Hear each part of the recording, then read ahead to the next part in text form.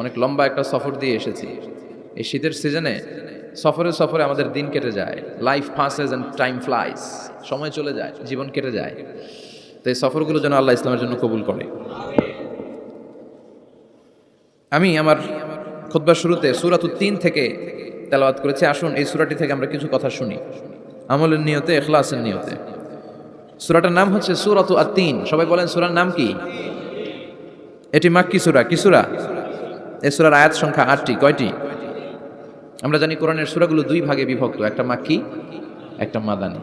সেই হিসেবে এই সূরাটি মাক্কি। এই সূরাটি কি? মাক্কি।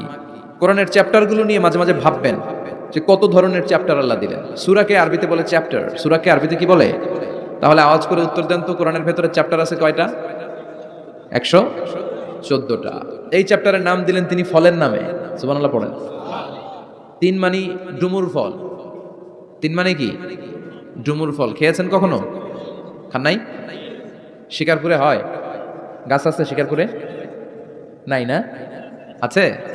ছোটবেলা আমরা শুনতাম ডুমুর ফল খেলে নাকি মানুষ পাগল হয়ে যায়। আপনারা শুনছেন? এরকম অনেক আজে বাজে কথা কিন্তু আমরা ছোটবেলা শুনেছি, যেগুলোর ভিত্তি নাই। বলা হতো পরীক্ষার দিন সকালে কেউ যদি ডিম খেয়ে যায় তাহলে পরীক্ষা নাকি ডিম পায়।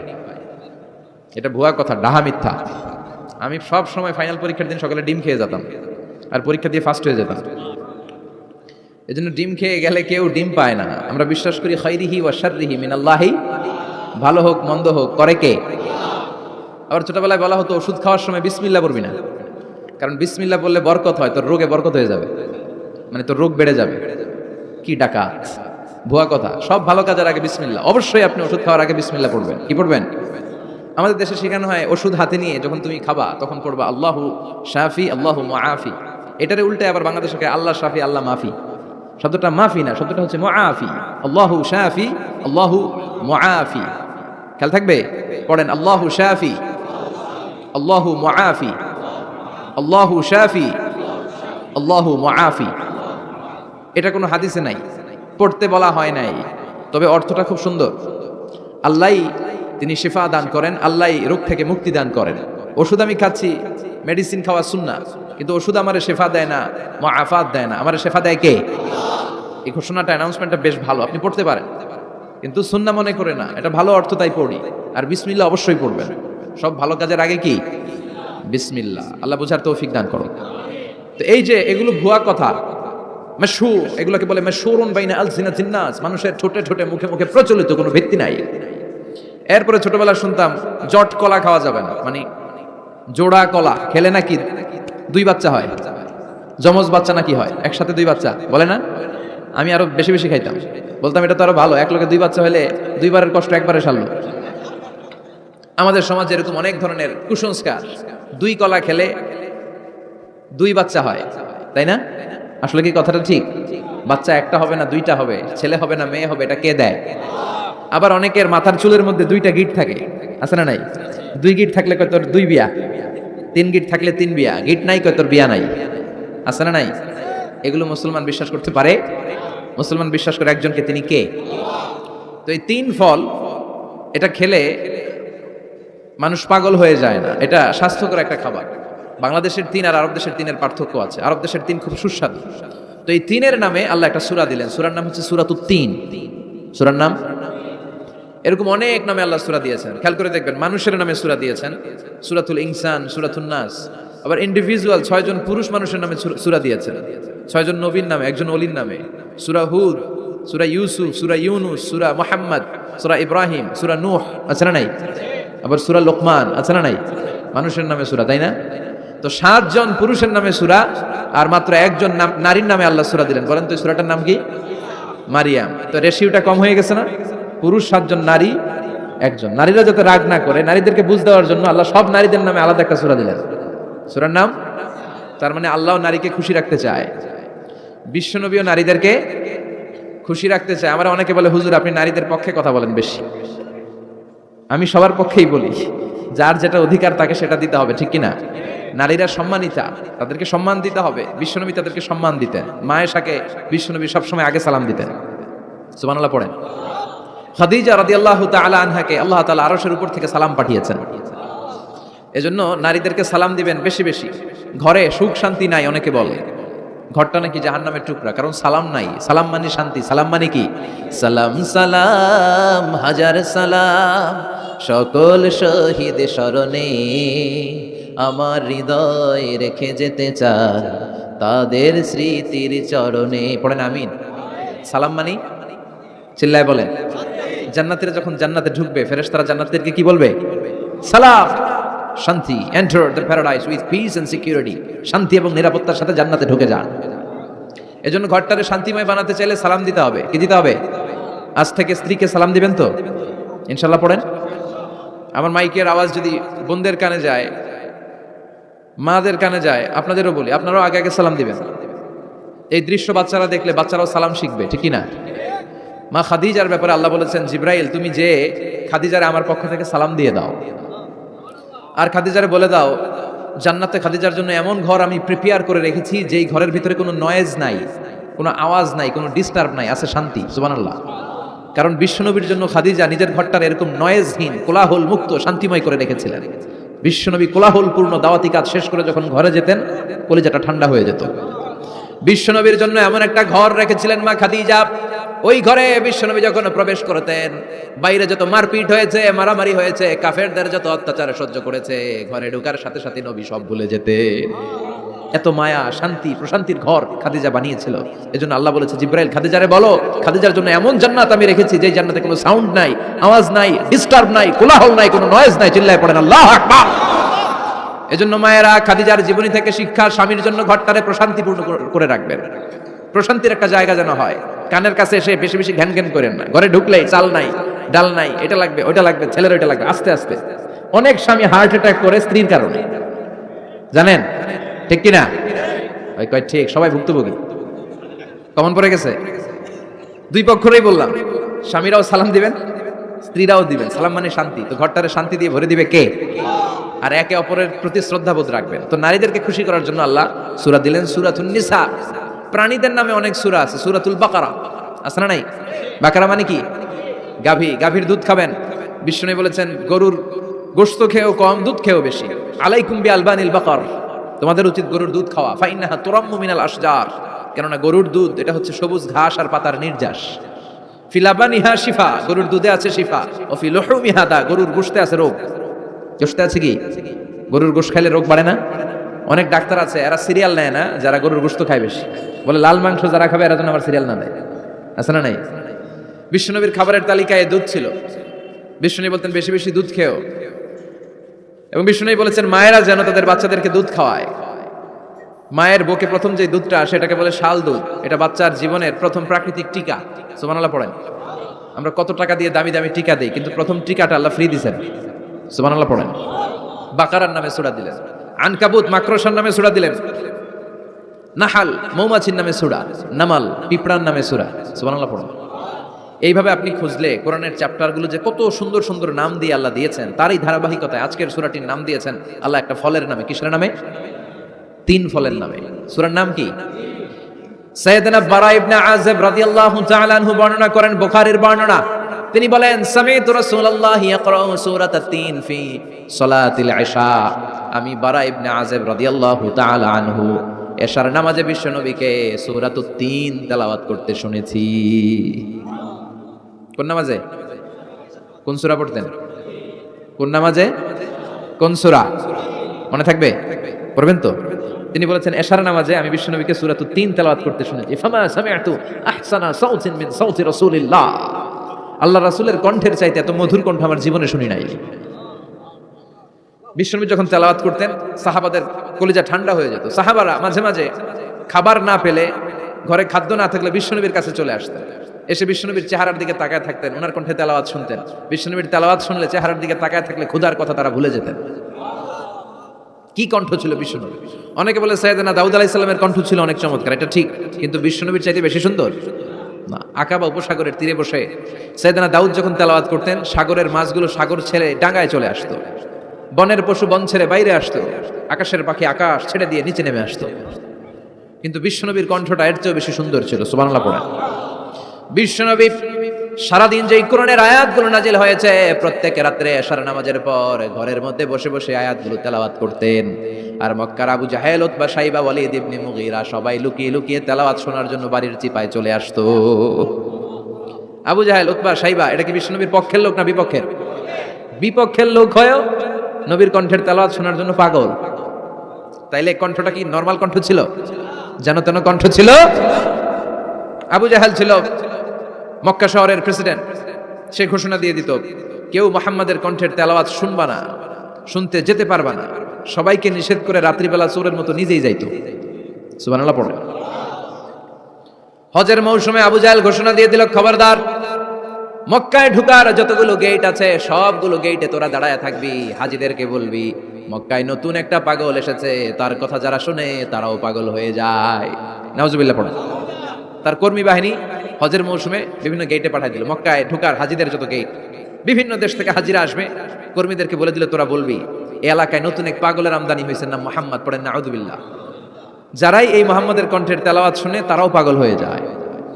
আদেশ অনুযায়ী কর্মীরা মক্কার গেটে দাঁড়িয়ে দাঁড়িয়ে হাজিদেরকে বলল, হাজি সাহেব হজে যান, জমজম খান, খেজুর খান, হজ করেন, সমস্যা নাই, কিন্তু নতুন এক পাগল আসছে, এই পাগলের নাম মুহাম্মদ, এই পাগলের কাছে যারা যায় হেরাও পাগল হয়ে যায়। হাজি সাহেবরা কোনোদিন এই মুহাম্মদ নামটা শুনে নাই, এই প্রথম শুনলো। শুই নাই, মনে মনে কয় যেদিকে যাবো আর নাই যাবো, আগে মুহাম্মাদের কাছে যাব। সবার আগে কার কাছে যাব? কারণ মানুষের একটা অভ্যেস হচ্ছে আল ইনসানু হারিসুন আলা মা মুনিয়া, মানুষের যেটা করতে নিষেধ করা হয় বেশি ওইটা মানুষ করে বেশি। মনে মনে হাজিরা বলে, তোমরা নিষেধ করছো তো অবশ্যই যাব, দেখি এই মুহাম্মদটাকে। তার মানে আমাদের বিরুদ্ধে অপপ্রচার করলে এটা আমার পক্ষের প্রচার হয়ে যায়। সুবহানাল্লাহ পড়ে। ইসলামের বিরুদ্ধে অপপ্রচার করলে এটা কি হয়ে যায়? প্রচার হয়ে যায়। ইউরোপ আমেরিকাতে ইসলামের নামে ট্যাগ লাগায় এক্সট্রিমিস্ট, জঙ্গি, আমরা নাকি জঙ্গি, আমরা নাকি এক্সট্রিমিস্ট। তো যারা সিভিলিয়ান আছে, খ্রিস্টান সিভিলিয়ান, ইউরোপ আমেরিকার সাধারণ জনগণ, তারা ভাবে ঘটনা কি, মুসলমানদের বিরুদ্ধে এত কথা কেন? তারা ইসলাম নিয়ে গুগলে সার্চ করে, বিভিন্ন বই পড়ে, কোরআনের ইংলিশ ট্রান্সলেশন পড়ে। আগে তারা ইসলাম সম্পর্কে জানতো না, কিন্তু সবাই যখন বলা শুরু করছে জঙ্গি জঙ্গি জঙ্গি, ইসলাম মানে জঙ্গি, তখন তারা ইসলাম সম্পর্কে পড়তে শুরু করে দিয়েছে। পড়তে পড়তে ইসলামের সুন্দর বাণীগুলো পড়ে ওদের হৃদয় ঠান্ডা হয়ে যায়। যাদের নসিব ভালো, অনেকে কালিমা পড়ে মুসলমান হয়ে যায়। ইউরোপ আমেরিকাতে মুসলমানের সংখ্যা দিন দিন বাড়ছে। মাঝে মাঝে পত্রপত্রিকায় দেখবেন যে কনভার্টেড মুসলমান, ও মুসলমান, ও মুসলমান। ধারণা করা হচ্ছে 2070 সালের মধ্যে ইউরোপ আর আমেরিকায় মুসলমান হয়ে যাবে সংখ্যাগরিষ্ঠ। খ্রিস্টানদের ছাড়িয়ে মুসলমানদের সংখ্যা ইউরোপ আমেরিকায় বেড়ে যাবে। সুবহানাল্লাহ পড়েন। সেই দিন বেশি দূরে নয় যেদিন কালেমার পতাকা হোয়াইট হাউসের উপরে শোভা পাবে। ঘোষণাটা কার? চিল্লায় বলেন, ওয়াদাটা কার? আবু জাহেল ঘোষণা দিয়েছে কেউ যেতে পারবে না, কিন্তু লুকিয়ে লুকিয়ে নিজেই যায়। একটা নির্ধারিত সময়ে বিশ্বনবী তেলাওয়াত করতেন, আর ওই তেলাওয়াতের সময় আবু জাহেল, উতবা, শাইবা, ওয়ালিদ ইবনে মুগীরা সবাই লুকিয়ে লুকিয়ে বিশ্বনবীর ঘরের চারদিকে কান পেতে মধুর কণ্ঠের তেলাওয়াত শুনতো। ফ্রি ফ্রি আরামসে শুনতো এই তেলাওয়াত। বিশ্বনবীর তেলাওয়াত যখন শেষ হয়ে যেত, এরা ভাগলপুর দিত দৌড়। ফিরে যাওয়ার রাস্তা থাকতো একটা, কয়টা? দেখা হয়ে যেত। একজন আরেকজনকে দোষারোপ করতো। আবু জাহেল বলতো, কিরে তোরা আসলি কেন? ওরা বলে, তুই আইলি কেন? দিনের বেলা ভাষণ দেশ মুহাম্মদের বিরুদ্ধে, রাত্রেবেলা চোরের মতো তুই আসিস কেন? একে অপরকে দোষারোপ করে। আবু জাহেল বলে, ঠিক আছে, কাল থেকে আমিও আসবো না, তোরাও আসবি না। চল আমরা শপথ নেই যে কেউ আসবো না। দস্তখত দে, সিগনেচার দে, যেই আসবে তার মাথার চুল কামিয়ে আলকাতরা মেখে মক্কার বাজারে ঘুরিয়ে ঘুরিয়ে অপমান করা হবে। সবাই রাজি। আবু জাহেল বলে, দে, রাজি হইলে সিগনেচার দে। সবাইকে আবু জাহেল, তুই না তা তুই আগে দে। আবু জাহেল 1 নাম্বার, নাম্বার 2 উতবা, নাম্বার 3 শাইবা, সবাই সিগনেচার। কালকে কেউ যাবে না, কেউ যাবে না। দিন গড়িয়ে রাত আসে। বিশ্বনবীর যখন তেলাওয়াত করার টাইম, ওই টাইমে আবু জাহেলের তেলাওয়াত শোনার প্যারা উঠছে। যারা সিরিয়াল দেখে, সিরিয়াল দেখার প্যারা আছে না একটা? 9টায় সিরিয়াল শুরু হবে, 8:30 থেকে প্যারা ওঠে। কথা কন, আমার সিরিয়াল শেষ হয়ে গেল, সব কাজ বাদ দে, তাড়াতাড়ি টিভির সামনে বস, আছে না নাই? আবু জাহেলেরও প্যারা উঠছে, তেলাওয়াত শোনার প্যারা। টসিং এন্ড টার্নিং, বিছানায় এপাশ ওপাশ করে, আর মনে মনে ভাবে, হায় রে, আর তো সময় নাই, এই তো শুরু হয়ে যাবে একটু পরে মুহাম্মদের তেলাওয়াত, না গেলে তো বড্ড মিস হয়ে যাবে। যাই যাই, আজকে যেরকম দস্তখত নিছি আর ধমক দিছি, কেউ যাবে না, আমি নিশ্চিত কেউ যাবে না, আমি একটু যাই। উতবা, শাইবা, ওয়ালিদ ইবনে মুগীরা প্রত্যেকেই প্রত্যেকের ঘর থেকে একই কথা ভাবছে যে আজকে তো যেই থ্রেড দিছে আবু জাহিল্লাই, আজকে কেউ যাবে না, আমি একটু যাই। সুবহানাল্লাহ পড়েন। আজকেও সবগুলো যে হাজির। বিশ্বনবী মন্ত্রমুগ্ধ করা সুরের ঝংকার তুলে তেলাওয়াত করছেন, আর সবগুলো মন্ত্রে মুগ্ধের মতো তেলাওয়াত শুনছে। বিশ্বনবীর তেলাওয়াত শেষ, সব দিছে দৌড়। ফিরে যাওয়ার রাস্তা কয়টা? আজকেও দেখা। আবু জাহেল কয় কিরে তোর আইলি কেন? সবাইকে আবু জাহেল তুই আইলি কেন? একে অপরকে দোষারোপ করে। এই ঘটনাটা শোনানোর উদ্দেশ্য হচ্ছে বিশ্বনবীর কণ্ঠটা যেন তেন কোনো কণ্ঠ ছিল না, এই কণ্ঠে সুরের ঝংকার ছিল, ঠিক কিনা? এজন্য সাইয়েদনা বারা ইবনে আযিব রাদিয়াল্লাহু তাআলা আনহু বুখারীর বর্ণনায় বললেন, ফামা সামি'তু আহসানা সাওতান মিন সাওতি রাসূলিল্লাহ, বিশ্বনবীর কণ্ঠের চাইতে এরকম সুরেলা কণ্ঠ আমার জীবনেও আমি শুনি নাই। আর বিশ্বনবীকে এই সূরাটা কোন নামাজে পড়তে শুনছে? পড়বেন তো আপনারা? আল্লাহ তৌফিক দান করো। এই সূরাটা আল্লাহ কসম দিয়ে শুরু করছে, কি দিয়ে? 3 ফলের কসম দিয়ে। মনে রাখবেন, মান কানা ইয়াহলিফ ফালইয়াহলিফ বিল্লাহ, যার কোনো কারণে কসম কাটতেই হয় সেজন্য আল্লাহর নামে কসম কাটে, আউলিয়াসমত, আর না হলে যেন চুপ থাকে। আল্লাহ ছাড়া কারো নামে কসম কাটা যাবে? কিন্তু আমাদের দেশে অনেক কিছুর নামে কসম আছে না নাই? আমরা কোরআন শরীফের নামে কসম কাটি, অনেক সময় কাবার নামে কসম কাটি, মায়ের বুকের দুধের কসম, বিদ্যার কসম কাটি না? কাটা যাবে? শিকারপুরের লোকের আর কি কি জিনিসের কসম কাটেন বলেন? হ্যাঁ, মায়ের কসম না, মায়ের কসম কাটা যাবে না। আর কি কি জিনিসের কসম কাটেন বলেন? আল্লাহর কসম কাটা যাবে। আর মাজারের কসম খাইছি না, মাজারের কসম কাটা যাবে। আর কিসের কসম কাটাই দেশে? বইয়ের কসম না, বইয়ের কসম কাটা যাবে। আর আছে? হ্যাঁ, আল্লাহ ছাড়া কারো নামে কসম কাটা যাবে, কিন্তু আল্লাহ চাইলে সবকিছুর নামে কসম কাটতে পারেন। চিল্লায় এখন সুবহানাল্লাহ। সে আল্লাহ বললেন, ওয়াত্তিনি ওয়াজ-যাইতুনি ওয়া তুরি সিনিন ওয়া হাযাল বালাদিল আমিন। তিনের কসম। কিসের কসম? 3 ফুলের কসম। এজন্য আল্লাহ বলেছেন ওয়াত্তিন। চিল্লায় বলেন, কি পড়েছেন? সম্মানিত ভাইরা খেয়াল রাখবেন, কসম যখনই আল্লাহ কেটেছেন তখনই আল্লাহ ওয়াও ব্যবহার করেছেন। এটাকে বলে, এই যে এটা কিন্তু তাফসীরের আসল কথা, মনে রাখেন, ওয়াও আল কাসামিয়া, এটার বলে কসম কাটার ওয়াও। যত জায়গায় আল্লাহ কসম কেটেছেন তত জায়গায় আল্লাহ কি ব্যবহার করেছেন? চিল্লায় বলেন। আমরা অবাক হয়ে গেলে আমরা পড়ি ওয়াও, এই ওয়াও না, আমরা ওয়াও বলি না? অবাক করা জিনিস দেখলে কি বলে ছেলেবেলে? ওয়াও, এই ওয়াও নয়। এই স্টেজে রিং আসছে, মোবাইলে রিং আসলে ঝামেলা হবে। তো যত জায়গায় কসম তত জায়গায় ওয়াও। সবাই বলেন, যত জায়গায় কসম তত জায়গায়। যেমন আল্লাহ কোরআনে যুগের শপথ করেছেন, সময়ের কসম করেছেন। আল্লাহ বলেছেন ওয়াল আসর। কি বলেছেন? ওয়াও আছে না নাই? আল্লাহ পাহাড়ের কসম করেছেন, আল্লাহ বলেছেন ওয়াত্তুর। আল্লাহ ফজরের কসম করেছেন, আল্লাহ বলেছেন ওয়াল ফজর। জিলহজের প্রথম 10 রাতের কসম করেছেন, তিনি বলেছেন ওয়ালায়ালিন আশর। জোর আর বেজোরের কসম করেছেন, তিনি কি বলেছেন? ওয়াতর। তারই ধারাবাহিকতা এখানে তিনি 3 ফলের কসম কেটেছেন, আর তিনি বলেছেন ওয়াত্তিন। চিল্লায় বলেন, তিনি কি বলেছেন? মানে 3-এর কসম। কিসের কসম? 3 ফল। ডুমুর ফলের কসম কেটেছেন, কারণ এই ফলের অনেক উপকারিতা আছে। এটা আরব বিশ্বে, আরবদের কাছে খুবই গুরুত্বপূর্ণ সুস্বাদু একটা ফল। কালো ডুমুর হয়, সাদা ডুমুর হয়। এই ডুমুর ফল খেলে ডায়াবেটিক্স রোগীদের অনেক উপকার হয়। ডায়াবেটিক্স আমাদের জাতীয় রোগ না? ডায়াবেটিক্স আছে কার কার? অনেকের আছে না? এই ডায়াবেটিক্স আল্লাহ ভালো করে দিবে। কি খাবেন? ডুমুর ফল খাবেন। অনেক নারীদের ইররেগুলার মেনস্ট্রুয়েশনাল পিরিয়ড হয়, অনিয়মিত অনিয়ন্ত্রিত মাসিক। এই ডুমুর ফলের সেদ্ধ করা পানি যদি খায়, তাদের মাসিক নিয়মিত হয়ে যাবে। এটার মধ্যে অনেক স্ট্রেংথ এন্ড স্ট্যামিনা আছে। আর এই ফলটা জান্নাতি ফল। কি ফল? এটা জান্নাতি ফল। এই 3 গাছটা জান্নাতের গাছ। সাইয়েদনা আদম আলাইহিস সালামকে আল্লাহ বললেন, ওয়ালা তাকরাবা হাযিহি আশ-শাজারাতা ফাতাকুনা মিনাজ যালিমিন। ও আদম, তুমি আর হাওয়া মিলে জান্নাতে ঘুরো, জান্নাতে খাওয়া দাওয়া করো, যা মনে চায় করো, কিন্তু একটা নিষিদ্ধ গাছ আছে, ওই গাছের কাছে যাওয়া যাবে না। কার কথা? সব খাও, সব করো, কিন্তু নিষিদ্ধ গাছের কাছে যাওয়া যাবে না। আদম আলাইহিস সালাম শয়তানের ওয়াসওয়াসায় পড়ে ওই গাছের ফলই খেয়ে ফেললেন।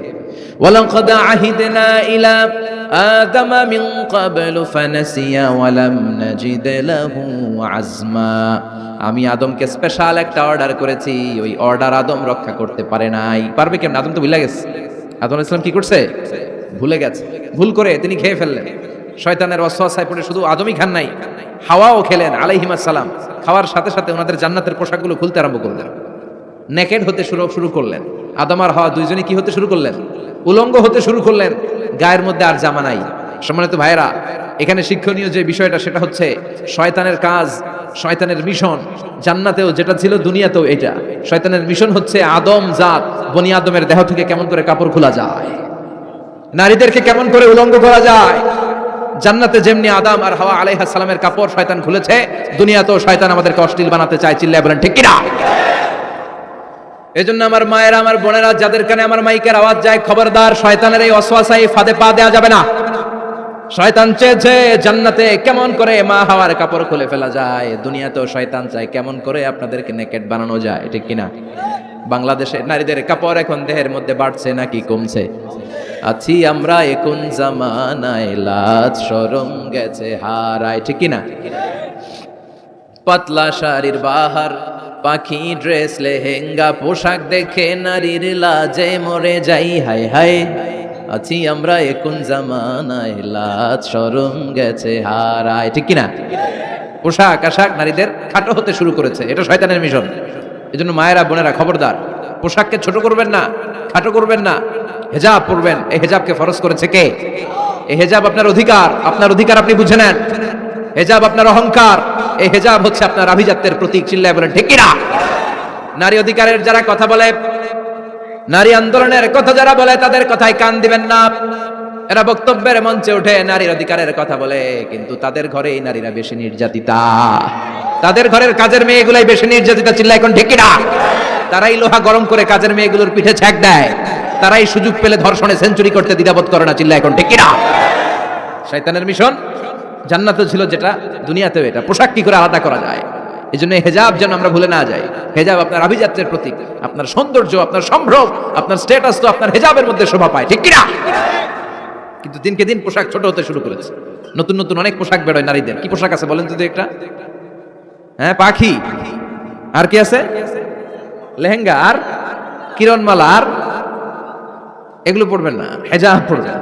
হেজাবে একটা নারীকে যত সুন্দর, রূপবতী, গুণবতী, সুস্নিগ্ধা লাগে, অন্য কোনো পোশাকে লাগে? আল্লাহ আমাদেরকে বোঝার তৌফিক দান করুন। সাইয়েদনা আদম আলাইহিস সালাম, হাওয়া আলাইহিস সালাম জান্নাতের ভেতরে যখন উলঙ্গ হয়ে গেল, লজ্জাস্থান ঢাকার জন্য জান্নাতের বিভিন্ন গাছের দিকে দৌড়ায়, দৌড়িয়ে দৌড়িয়ে যেই গাছের পাতা দিয়ে তারা সেদিন লজ্জাস্থান ঢেকেছিল, ওই গাছের নাম ছিল তিন গাছ। কি গাছ? ওই তিনের কসম কোরআনে কেটেছে কে? সেজন্য আল্লাহ বললেন, ওয়াত-তিনি ওয়াজ-যাইতুনি ওয়া তুরি সিনিনা ওয়া হাযাল বালাদিল আমিন। সুবহানাল্লাহ পড়েন। তিনের কসম, জাইতুনের কসম। জাইতুন মানে জলপাই। আওয়াজ করে বলতে হবে। জাইতুন অর্থ খাইছেন? জলপাইয়ের আচার খাই না আমরা? জাইতুন মানে জলপাই, ইংরেজিতে বলে অলিভ। তবে আমাদের জলপাই আর আরব দেশের জলপাই একটু গুণগত পার্থক্য আছে। আরব দেশের জলপাই একটু ছোট হয়, আমাদেরগুলো সাইজে বড় হয়। আরব দেশের জলপাই একসাথে অনেকগুলো খাওয়া যায়, আর আমাদের দেশের জলপাই আবার 2-3টার বেশি খাওয়া যায় না। অনেক টক না? এই 7টা জলপাই আর একটা 3, এই মিক্স রেশিওতে যদি আপনি রেগুলার খান, আপনার বার্ধক্য রোধ হবে, আপনার স্বাস্থ্য ভালো থাকবে। আলহামদুলিল্লাহ পড়েন। এই জাইতুন গাছগুলো আরব দেশে হিল ট্র্যাক্টস, পাহাড়ি এরিয়াতে হয়, শত বছর বেঁচে থাকে। বিষ্ণু বলেছেন, কুলু যাইতা ওয়াদাহিনু ফাইন্নাহা মিন শাজারাতিন মুবারাকা। বিষ্ণু বললেন, জাইতুনের তেল খাও, জাইতুনের তেল গায়ের মধ্যে দাও, জাইতুনের তেল মালিশ করো, জাইতুনের ভেতরে বরকত ঢুকায় দিয়েছে কে? জাইতুনের তেল দাড়িতে চুলে মালিশ করলে দাড়ি চুল সহজে পাকে না। বিশ্বনবী সব সময় দাড়িতে চুলে জাইতুন মাখতেন। আমি নিজেও মাখি প্রতিদিন, আপনারাও মাখবেন। বাজারে পাওয়া যায়, যে বলবেন অলিভ অয়েল, কি বলবেন? অলিভ অয়েল বললে আপনাকে দিবে। স্পেনের, মেড ইন স্পেন, এদের অলিভ অয়েল ভালো। ফিলিস্তিনের যে অরিজিনাল অলিভ অয়েল, এটা ভালো, এটা খাওয়া যায়। তাম্বুতু বিদ্দুহুনি ওয়া সিবগিল আখিলিন, এটার অনেক কাজ, খাওয়াও যায়, মালিশও করা যায়, জাইতুনের ডাল ভেঙে মেসওয়াকও করা যায়। সুবহানাল্লাহ পড়েন। বিশ্বনবী বললেন, নি'মাস সিওয়াকিয়াজ জাইতুন, জাইতুনের মেসওয়াক কতই না ভালো। ফাইন্নাহা সিওয়াকি ওয়া সিওয়াকুল আমবিয়াই মিন ক্বাবলি, কেননা আমি বিশ্বনবী নিজে জাইতুনের ডাল ভেঙে মেসওয়াক করি, আমার আগে লক্ষাধিক নবীরা সবাই জাইতুনের ডাল দিয়ে মেসওয়াক করেছে। সুবহানাল্লাহ পড়েন। আপনার দেহের ব্যাড কোলেস্টেরলের লেভেল কমে যাবে যদি জাইতুন আপনি খান। দাড়িতে মাখবেন, চুলে মাখবেন। আবার সালাদের মধ্যেও জাইতুনের তেল দিয়ে খাওয়া যায়, যদি এক্সট্রা ভার্জিন হয়। লেস দেন 1% অ্যাসিড দিয়ে এটাকে পিউরিফাইং করলে এটার বলে এক্সট্রা ভার্জিন। এরপর আরেকটা আছে ভার্জিন, 2% অ্যাসিড দিয়ে পিউরিফাইং করে। 3-4-5% অ্যাসিড দিয়ে পিউরিফাইং করলে ওটার বলে রিফাইন্ড পিওর, ওটা গায়ে মালিশ করবেন। বরকত আছে না নাই? এজন্য এই দুইটার কসম কোরআনে কেটেছে কে? এরপরে রব্বুল আলামিন বলেন, ওয়া তুরি সিনিন,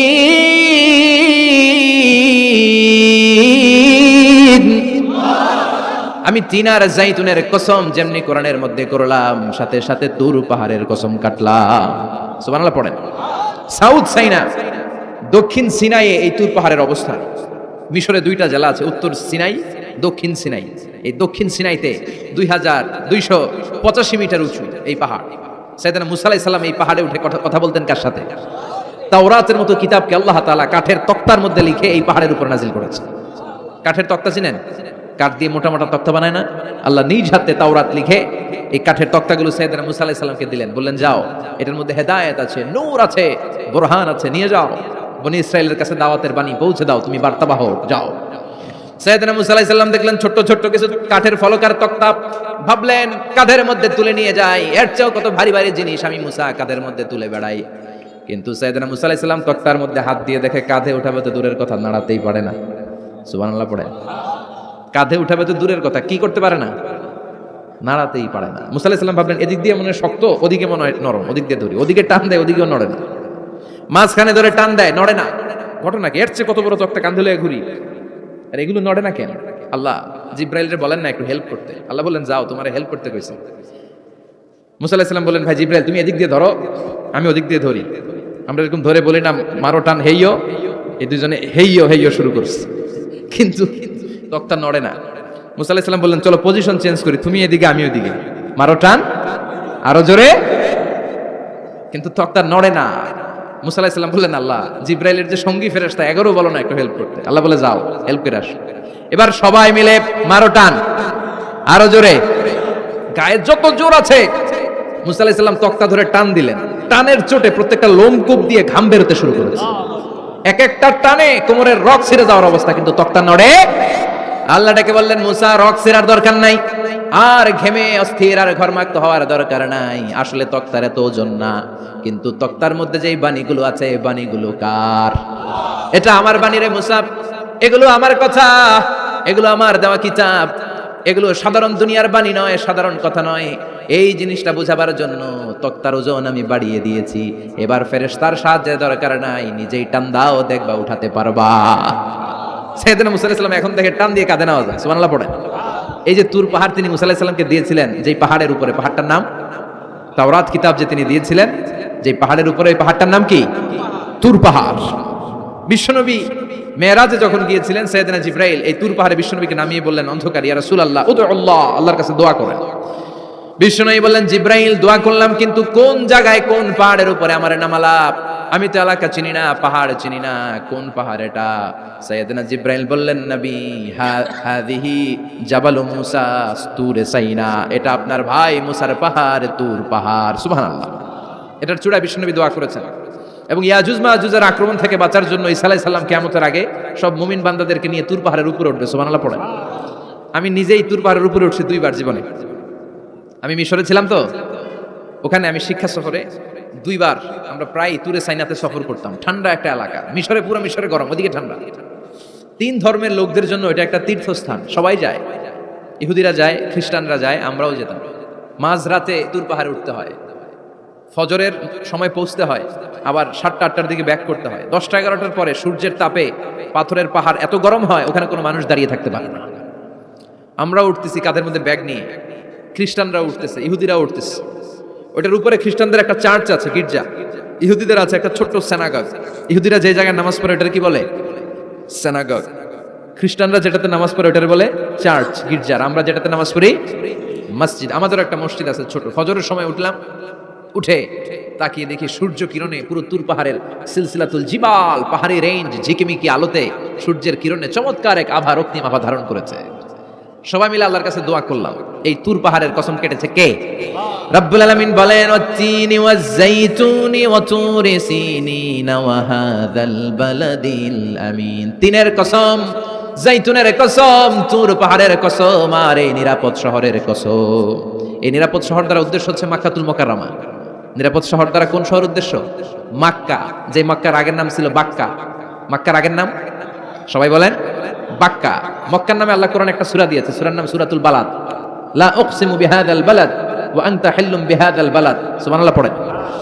আবার এই শহরের নাম দিলেন আল্লাহ উম্মুল কুরা, জনপদ সমূহের মা। এই শহরের মধ্যে যারাই প্রবেশ করবে নিরাপত্তা দিবে কে? আবার এই শহরের মাঝখানে আল্লাহ এমন একটা ঘর তৈরি করেছে, গোটা বিশ্বের সব মুসলমান ওই ঘরের দিকে মাথা নুইয়ে সিজদায় লুটিয়ে পড়ে। সুবহানাল্লাহ পড়েন।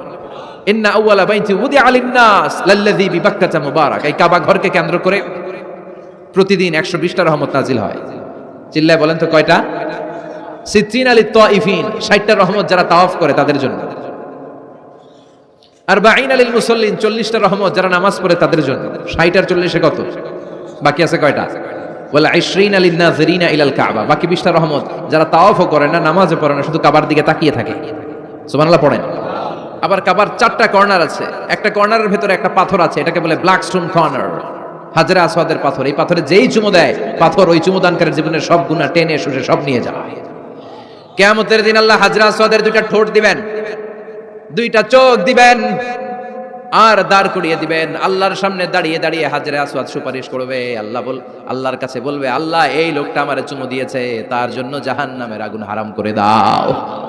এই হাজরে আসওয়াদ পাথরের জন্য আমরা চুমু দিতে পারি, আল্লাহ তৌফিক দাও। জোরে বলেন আমিন। এই নিরাপদ শহরের কসম, শহরটার নাম মক্কা। চিল্লায় বলেন শহরটার নাম। এটার মাঝখানে একটা ঘর আছে, আল কাবা আল মুশাররাফা। লক্ষ লক্ষ মানুষ এই কাবা কেন্দ্রিক প্রতিদিন ছুটতে থাকে। আল্লাহ বলেছেন এটা মাসাবাতান লিন্নাস, মানুষের মিলন কেন্দ্র। লক্ষ লক্ষ মানুষ এই কাবাকে ঘিরে নামাজ পড়ে। প্রতিটা জুমার দিন 10 লাখেরও মোর দেন 1 মিলিয়ন মুসল্লি কাবার চারদিকে জুমার সালাত আদায় করে। সুবহানাল্লাহ পড়েন। আজান হওয়া মাত্রই মৌমাছির মতো মানুষগুলো ছুটতে থাকে। কাবার আজান শুনেছেন? আল্লাহু আকবার, আল্লাহু আকবার,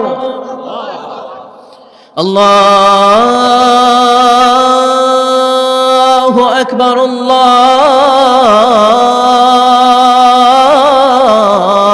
আল্লাহু আকবার। কি শুনেলা আজান, কাবার আজান। আজান হতে দেরি, আজান হতে দেরি। যদি 20-30 তলা হোটেলের কোন ছাদ থেকে আপনি খেয়াল করেন, দেখবেন মৌমাছির মতো ডানে বায়ে সামনে পেছনে চারিদিক থেকে সারে আল হিজরা দিয়ে, সারে আজিয়াদ রোড দিয়ে, গাজ্জা দিয়ে, জারোয়াল দিয়ে, মেসফালা দিয়ে, ইব্রাহিম খালিলি দিয়ে মানুষগুলো কাবার দিকে ঢুকতে শুরু করেছে, ঠিক কিনা?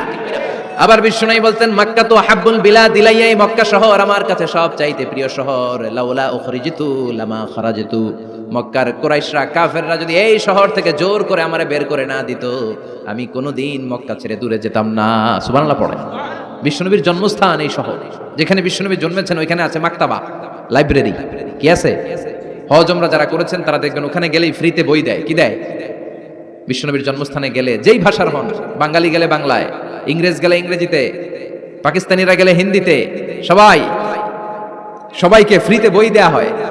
তার মানে বিশ্বনবীর জন্মস্থানে গেলেই বই পাওয়া যায়, ঠিক কিনা? বিশ্বনবীর জন্মস্থানের ঠিক পাশেই আবু জাহেলের জন্মস্থান। ওইখানে কি আছে জানেন? হ্যাঁ, হাম্মাম আবি জাহাল। বাঙালি হাজিদের বুক ভরা ঘৃণা তার জন্য। বাঙালি হাজিরা বলে, আবু জাহিল্লার টয়লেট কই, যাইয়া সব ভরাই দিয়ে আসো। জেদ্দাতে নেমেই খুঁজতে আরম্ভ করে, আবু জাহিল্লার টয়লেট কই। সবাই বলে, এই না জেদ্দায় আসলেন, মক্কা তো 80 কিলো দূরে, আপনি যাবেন, ওমরা করবেন, বিশ্রাম নেবেন হোটেলে, এরপরে জিয়ারা যখন করায় তখন ওখানে নেয়। কিন্তু নাইমা একে আবু জাহিল্লার টয়লেট কই। কি ক্ষোভ তার প্রতি, না? কি ক্ষোভ আর ঘৃণা। আর বিশ্বনবীর জন্য অন্তর ভরা ভালোবাসা আছে না নাই? এজন্য ইসলাম হচ্ছে শান্তির ধর্ম। জঙ্গিপনা যারা করে, সন্ত্রাসবাদের কথা যারা সমাজে উস্কে দেয়, তাদের জন্য ইসলামে কোনো শান্তি নাই। আবু জাহেল ছিল সন্ত্রাসদের লিডার, ঠিক কি না? Leader of the all terrorist, কুখ্যাত ইন্টারন্যাশনাল সন্ত্রাসী আবু জাহেল। আর বিশ্বনবী ছিলেন মুজাহিদ। বিশ্বনবী কি ছিলেন? মুসা আলাইহিস সালাম ছিলেন মুজাহিদ। ফেরাউন ছিল কুখ্যাত সন্ত্রাসী আর জঙ্গি, ঠিক কি না? সাইয়েদনা ইব্রাহিম ছিলেন মুজাহিদ, আর নমরুদ ছিল জঙ্গি, ঠিক কি না? যারা ইসলামের পক্ষে কথা বলে তারা মুজাহিদ, আর যারা ইসলামের বিপক্ষে তারা সন্ত্রাস আর জঙ্গি। চিল্লায় বলেন ঠিক কি না? সে আল্লাহ ডেকে বললেন, গোলামুত্তিনি ওয়াজ-যাইতুনি ওয়া তুরি সিনিন ওয়া হাযাল বালাদিল আমিন। 3 ফলের কসম, জাইতুনের কসম, তুর পাহাড়ের কসম, বিশ্বনবীর জন্মস্থান মক্কাতুল মুকাররমার কসম। 4টা জিনিসের কসম কেটেছে কে? কয়টা জিনিসের? 4টা জিনিসের কসম কেটে আল্লাহ একটা কথা বলবেন। ওই কথাটার গুরুত্ব বেশি না কম? লাকাদ খালাকনাল ইনসানা ফি আহসানি তাকওয়িম। সবাই পড়েন, লাকাদ খালাকনাল ইনসানা ফি আহসানি তাকওয়িম। নিশ্চয় আমি মানুষের চেহারাটারে, আকৃতিটারে বড্ড চমৎকার আকৃতি দিয়ে তৈরি করেছি। সুবহানাল্লাহ। মানুষের মতো কোনো সুন্দর প্রাণী পৃথিবীতে নাই। আছে? গরু দেখবেন সবগুলোর চেহারা একরকম। কুকুরের অলমোস্ট সব কুকুরের কেন্দ্রীয় চেহারা এক, সব ছাগলের কেন্দ্রীয় চেহারা এক। কিন্তু একটা মানুষের সাথে আরেকটা মানুষের চেহারা মিলে? আমার সাথে হুজুরের চেহারার মিল আছে? হুজুরের সাথে ভাইয়ের সাথে আপনার। 700 কোটি মানুষ নাকি পৃথিবীতে এখন আছে। এই 700 কোটির সাথে একটা লগে আরেকটার মিলে? কত 700 কোটি ময়রা কবরে ভূত হয়ে রয়েছে, একটার সাথে আরেকটার মিল ছিল? আরো কত 700 কোটি যে কিয়ামতের আগে আসবে, একজনের সাথে আরেকজনের চেহারার কোনো মিল খাবে? এরপর আপনি হিউম্যান অ্যানাটমি নিয়ে গবেষণা করেন, পায়ের পাতা থেকে শুরু করে মাথার তালু পর্যন্ত একটার পর একটা অঙ্গ এমন ভাবে আল্লাহ তৈরি করেছে, পৃথিবীর কোনো ডিজাইনারের কোনো ডিজাইন দ্বারা এটাকে মাপজোক আর পরিমাপ করা সম্ভব না। চিল্লায় বলেন ঠিক কিনা? এজন্য আল্লাহ বললেন লাকাদ খালাকনাল ইনসানা ফি আহসানি তাকওয়িম, মানুষকে চমৎকার আকৃতি দিয়ে তৈরি করেছে কে? আমাদের যেই অঙ্গটা ঠিক যেখানে বসানো দরকার ঠিক সেই অঙ্গটা আল্লাহ তাআলা ওইখানেই বসিয়েছে, ঠিক কিনা? আল্লাহর সৃষ্টির মধ্যে কোনো ভুল ধরার ক্ষমতা কারো আছে? এক লোক বট গাছের তলায় বসে বিশ্রাম নিচ্ছে, আর বট ফল দেখে অবাক যে এত মোটা বট গাছ, ফলগুলো এত ছোট। বট ফল ছোট হয় না নাকি এত বড়? আর পাশেই ছিল কুমড়া গাছ, লাউ গাছ। আল্লাহরে গালে দিতেছে, আল্লাহর কি রুচি! চিকন চিকন কুমড়া গাছ, চিকন চিকন লাউ গাছ, এত বড় ফল, আর ইয়া মোটা বট গাছ, এতটুকু ফল। আল্লাহরে গালি দিতে দিতে ঘুমায় গেছে। আল্লাহরে গালি মারতে মারতে কখন যে ঘুমায় গেছে নিজেও জানেন। হঠাৎ একটা বট ফল পড়ছে একেবারে নাকে, লাফ দিয়ে উঠেছে। উঠে দেখে নাক দিয়ে রক্ত বেরোচ্ছে, ব্লিডিং। নাকের রক্ত মুছে আর পড়তে আরম্ভ করছে আলহামদুলিল্লাহ। কি পড়ে? মনে মনে কয় আল্লাহরে কেন গালি দিলাম? ওই কুমড়া যদি এইখানে হইতো, ওই লাউ যদি এইটার উপরে হতো, কুমড়া যদি একটা নাকের উপরে পড়তো, আমি নিজেই কুমড়া হইয়া যাইতাম, ঠিক কিনা? সুবহানাল্লাহ পড়েন। মা খালাকতা হাদা বাতিলা, এমনি এমনি আল্লাহ কিছু বানায় নাই, যেখানে যেটা যতটুকু দরকার সেটা করে দিয়েছে কে? চোখ যেখানে থাকা দরকার চোখ দিছে কে?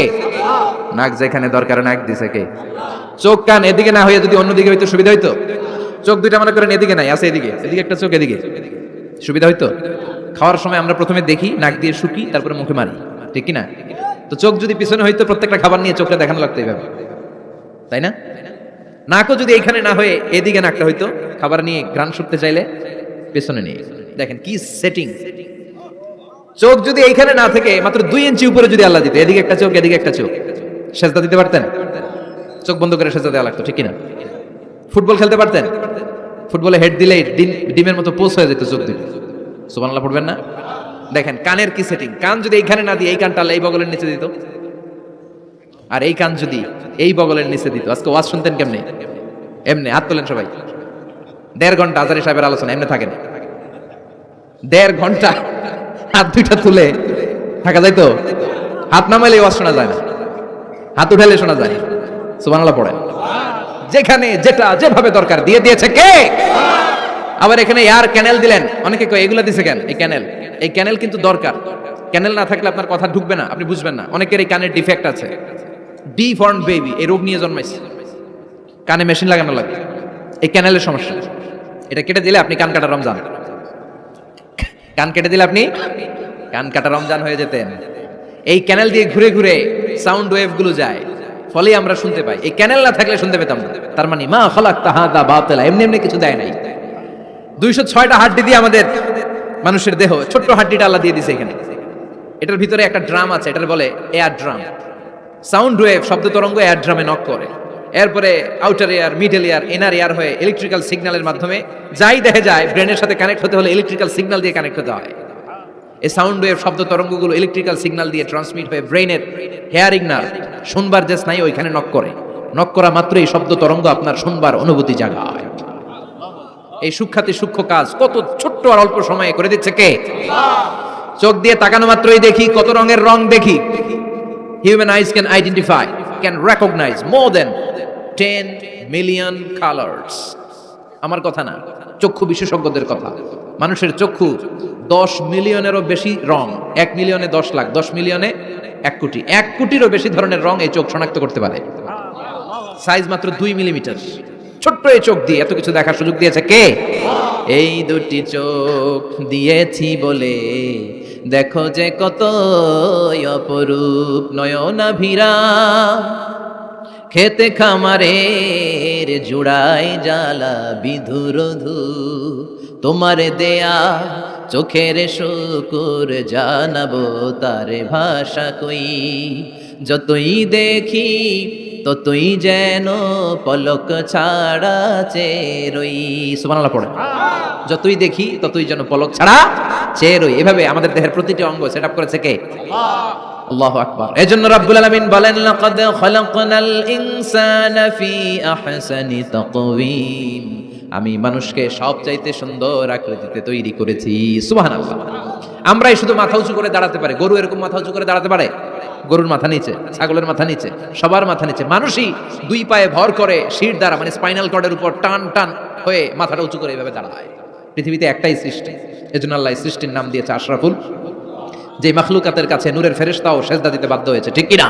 তুমি মাটির আদমকে প্রথম সৃষ্টি করিয়া ঘোষণা করিয়া দিলে শ্রেষ্ঠ বলিয়া, তাই তো নূরের ফেরেশতা করে আদমকে সেজদা, ঠিক কিনা? তাই তো নূরের ফেরেশতা করে আদমকে সেজদা, সবার চেয়ে সম্মান দিলে মাটির আদমকে। আল্লাহু আল্লাহু তুমি জাল্লে জালালুহু, শেষ করা তো যায় না গে তোমার গুণগান। আল্লাহু আল্লাহু সুবহানাল্লাহ পড়েন। আশরাফুল মাখলুকাত বানালেন। এত বৈচিত্র্য মানুষকে আল্লাহ দিয়েছেন, বিবেক দিয়েছেন, আবেগ দিয়েছেন, বাক শক্তি, কথা বলার ক্ষমতা। কোন প্রাণীর আছে? সুবহানাল্লাহ কইবেন না? বিবেক দিয়েছেন, আবেগ দিয়েছেন, বাক শক্তি দিয়েছেন, উপলব্ধি করবার মতো ক্ষমতা দিয়েছেন। আশরাফুল মাখলুকাত বানিয়েছেন এই মানুষকে। এই মানুষের মধ্যে আল্লাহ অনেক ক্যাপাসিটি দিয়েছেন। আবার আল্লাহ বললেন ওয়ামিন আয়াতিহি খালকুস সামাওয়াতি ওয়াল আরদি ওয়াখতিলাফু আলসিনাতিকুম ওয়া আলওয়ানিকুম ইন্না ফি যালিকা লাআয়াতিন লিল আলিমিন। আমার সৃষ্টির মধ্যে অসাধারণ সৃষ্টি, আকাশ এবং জমিন সৃষ্টি, গায়ের রঙের ভিন্নতা, ভাষার ভিন্নতা। সুবহানাল্লাহ। আমরা কোন ভাষায় কথা বলি? কথা বলেন। আপনি কি মনে করছেন সারা ওয়ার্ল্ডে এই ভাষায় কথা বলে? ইন্ডিয়ানরা বলে হিন্দিতে, ইংরেজরা বলে ইংরেজিতে, আরাবিয়ানরা বলে আরবিতে, ঠিক কিনা? আমার দেশের বাইরের প্রথম সফর ছিল 2008-এ। সেই থেকে এক যুগ চলছে এখন সফর। ওই সফর যে কত দরকার ছিল, ওই সফরের আগে এই গ্লোবাল ইসলামকে দেখার সুযোগ আমার হয়নি। মানুষের যে কত ভিন্নতা, কত ভাষায় যে মানুষ কথা বলে। 2008 সালে আমি যখন আমার ইউনিভার্সিটিতে গেলাম, মাগরিবের সালাতের সময় পৌঁছেছি। আজান হওয়ার সাথে সাথে দেখলাম students of more than 100 nationalities they are coming out from their hostel to offer মাগরিব প্রেয়ার। মাগরিবের আজান দেখলাম হোস্টেল থেকে বিভিন্ন রঙের ছেলেপেলেরা মাগরিবের সালাত পড়ার জন্য বেরোচ্ছে। এক একটার কালার এক এক রকম, এক একটার ভাষা এক এক রকম। আমরা বাংলায় বললে আরাবিয়ানরা বুঝে না, আরাবিয়ানরা আরবিতে বললে ইন্ডিয়ানরা বুঝে না, ইন্ডিয়ানরা হিন্দিতে বললে ইংরেজরা বুঝে না, চাইনিজরা মান্ডারিনে বললে কেউ বুঝে না। চিয়াং ফিয়াং শিয়াং এগুলো হচ্ছে চাইনিজ ভাষা। ইয়াং শিয়াং দিয়ে যখন কথা বলে কেউ বুঝে না। প্রথম মাগরিবের সালাত পড়ে আমি প্রথম নিগ্রু মানুষ আবিষ্কার করলাম। এর আগে কোনোদিন কালো মানুষ দেখি নাই। সালাম ফিরে ডানে দেখি এক নিগ্রু, বায়ে দেখি আরেক নিগ্রু, কিরামান কাতিবিন। এই নিগ্রু দেখে আমি দিছি দৌড়। সবাই কই দৌড়ান কেন? আমি বললাম এরা কারা? আমারে বলা হলো এরা আপনার বন্ধু। এরা কি? এই কালো লোক নাকি আমার বন্ধু। বললো 5 বছর এই নিগ্রুদের সাথে আপনার থাকতে হবে। 100টারও বেশি দেশের ছাত্র আমরা একসাথে থেকেছি। কারো ভাষা কেউ বুঝে না, কারো গায়ের রঙের সাথে কারো গায়ের রঙের মিল নাই। চিল্লায় বলেন সুবহানাল্লাহ। এজন্য রব্বুল আলামিন বললেন লাকাদ খালাকনাল ইনসানা ফি আহসানি তাকওয়িম, আমি মানুষকে চমৎকার আকৃতিতে তৈরি করেছি। সুম্মা রাদাদনাহু আসফালা সাফিলিন, তারপর মানুষকে আমি আবার নিম্নমুখী করেছি। মানুষের সৌন্দর্যটা সবসময় থাকে না। এই যে যুবক অবস্থায় আমাদের কি সুন্দর চামড়া, কি সুন্দর দেহ, বয়স যখন 70-80 হবে এরকম থাকবে? কথা বলেন না। এই কালো দাড়িগুলো সাদা হয়ে যাবে, বয়সের ভারে মিজানুর রহমান আজহারি নুজ্জ হয়ে যাবে, লাঠি লাগবে তখন। তখন স্টেজে উঠবে, হায়াতে বাসায় থাকলে লাঠি নিয়ে উঠতে হবে। কথা কন। আমার নানা বাইরে দেখতাম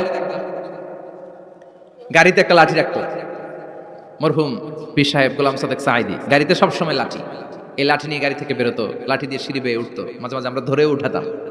তো উনি কি এরকম ছিল না? একদিন ইয়াং তাগড়া যুবক, রং ধরা যৌবন, জং ধরে শেষ থাকে না। আসফালা সাফিলিন এর দুইটা তাফসীর, একটা হচ্ছে ইলা আরযালিল উমর, সব সময় মানুষ যুবক থাকে না, একটা সময় তারে বৃদ্ধ বানিয়ে দেয় কে? আবার আল্লাহ বুঝালেন মানুষ ভালো হলে অনেক ভালো হয়, খারাপ হলে অনেক খারাপ। মানুষ ভালো হলে ফেরেশতার চেয়ে ভালো, মানুষ খারাপ হলে পশুর চেয়েও খারাপ। কথা বলেন ঠিক কিনা? এক পশু আরেক পশুরে মারে না, এক পশু আরেক পশুরে হত্যা করে না, কিন্তু মানুষ মানুষের মারে কি মারে না? A lion never kills a lion, a dog never kills a dog, an elephant never kills an elephant. একটা হাতি একটা হাতিরে মারে না, কুকুর কুকুরে মারে না, কিন্তু মানুষ মানুষকে মারে কিনা? এজন্য আল্লাহ বললেন লাকাদ খালাকনাল ইনসানা ফি আহসানি তাকওয়িম সুম্মা রাদাদনাহু আসফালা সাফিলিন ইল্লাল্লাযীনা আমানু ওয়া আমিলুস সালিহাতি ফালাহুম আজরুন গায়রু মামনুন। দুই শ্রেণীর মানুষের এই বিপদ নাই, যারা ঈমান এনেছে, সৎ কর্ম করেছে। কার কথা? তবে ঈমানটা হতে হবে নির্ভেজাল। ওই ইমানে শিরকের কোনো ছিটেফোঁটা থাকতে পারবে? তাহলে ওই ইমান আপনারে মুক্তি দিবে। চিল্লায় বলেন ঠিক কিনা? ওয়া আমিলুস সালিহাত, নেক কাজ করে, সৎ কাজ করে, ফালাহুম আজরুন গায়রু মামনুন, তাদের জন্য এমন প্রতিদান আছে যেটা শেষ হবে না। আমাদের জন্য সবচেয়ে বড় প্রতিদান হচ্ছে জান্নাত। মুমিনের জন্য সবচেয়ে বড় পাওয়া হচ্ছে জান্নাত। চিৎকার করে বলতে হবে, সবচেয়ে বড় প্রতিদান কি?